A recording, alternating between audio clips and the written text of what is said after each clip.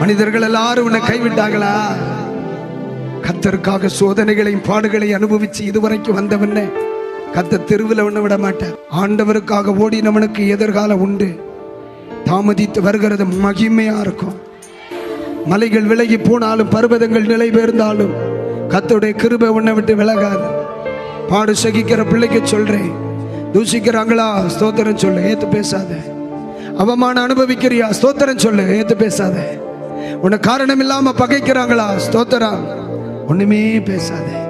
கிருபை பெருகும். உன்னை மற்றவன் தூசிக்க தூசிக்க உன் பெருக்கு அதிகமா இருக்கும்.